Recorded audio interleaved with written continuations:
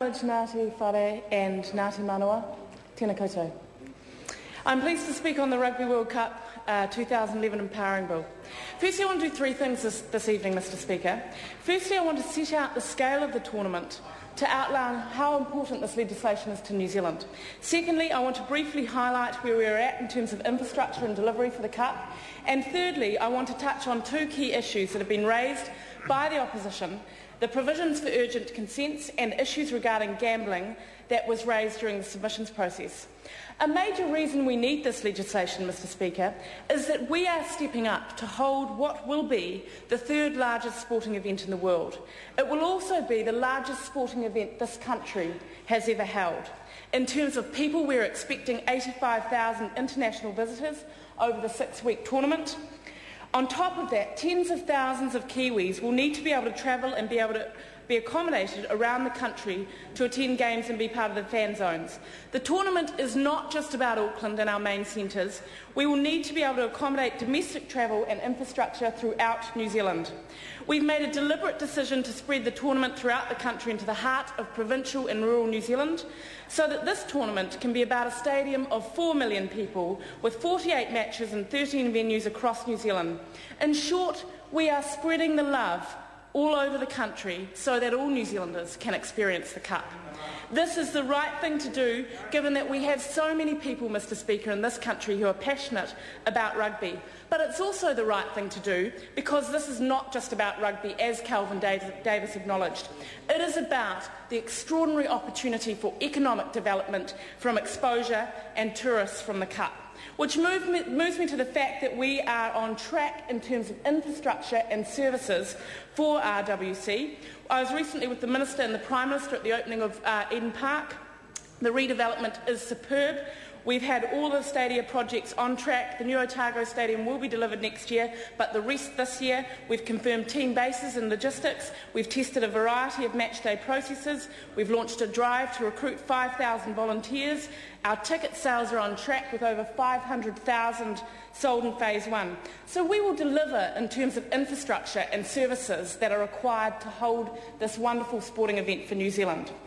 So if we focus the mind then, when 4 billion people are watching New Zealand to hold the largest sporting event this country has ever seen, and 2,000 media are here to report what happens, it is this side of the House's view that having the people and infrastructure in place may not be enough.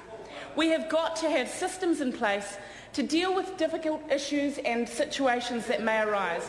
So it is pleasing, actually, that the opposition have stated that they agree with the government that the hosting requirements of an event of this scale present significant challenges. In principle, they also agree that the bill will provide temporary legislation to enable timely granting of consents. So what we're left with is a contention around two issues. So I would like to correct the previous speaker, Calvin Davis. One of the issues that he has not mentioned is around an issue raised by Trevor Mallard in terms of the gambling provisions. Now, this is a situation where we have this side of the House agreeing on the gambling provisions. We have all of the other side of the House except for one member, Trevor Mallard. He is the true lone ranger of this House, because Trevor Mallard has said that he disagrees, and there are splits within Labour on this issue, with the gambling provisions. So what we said is, look, the reality is with these cruise ships, they are effectively floating hotels. We are not going to allow them to be exempt from the gambling provisions because they are floating hotels and they will have to be subject to New Zealand law. We think that's the right decision. The majority of Labour members do, except for Trevor Mallard. The second issue of contention is the issue around urgent consents. And let me be very clear. Firstly, it is really hoped that we never ever need to use these provisions within Part 4. Secondly, let me be also very clear, this is not some unfettered secret process that has been made out by the opposition. This is about contingency planning and risk management for what will be the largest sporting event in New Zealand's history. So let's be very clear also what the specific process is. Before granting the approval, the Minister must consult with the Minister of Economic Development and also with the Minister with relevant portfolio responsibility. We believe that this is necessary to have an urgent and flexible approval process in order to deal with approvals that may be necessary in the event that we have an unforeseen event. And I know members opposite have asked us to come up with what may be an unforeseen event, and I would ask them to reflect on the contradiction of that.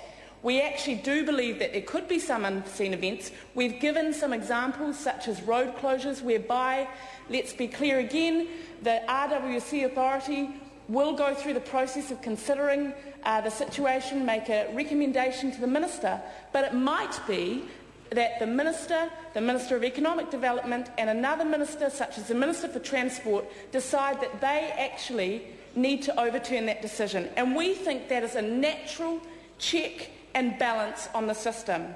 It is also our view that given the extraordinary nature of the power to grant approvals, it is best that the Minister of the Crown has the ultimate public accountability rather than an unelected body, as members opposite would have us believe. So, Mr Speaker, this side of the House supports legislation that enables us to minimise the risk to New Zealand when 4 billion people and 2,000 media are watching us. We are united on this side of the House, we are not split, and we are delighted that we are going to be able to deliver not only the infrastructure but the legislation and the people to ensure when the eyes of the world are on New Zealand, we play our best game.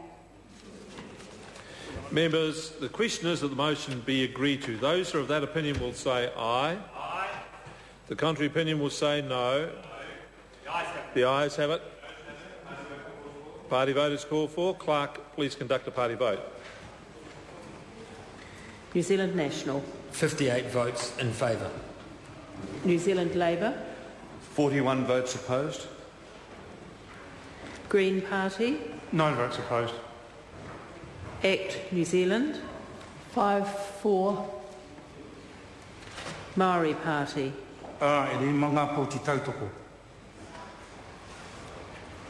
Progressive. 1 vote opposed. United Future. 1 vote in favour. Honourable Chris Carter.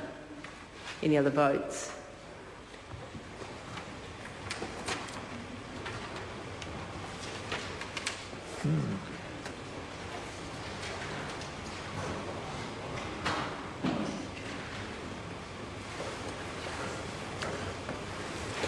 Members, the ayes are 69, the noes are 51. The question is agreed to. Rugby World Cup 2011 Empowering Bill, second reading. This bill is set down for committee stage next sitting day. I now call on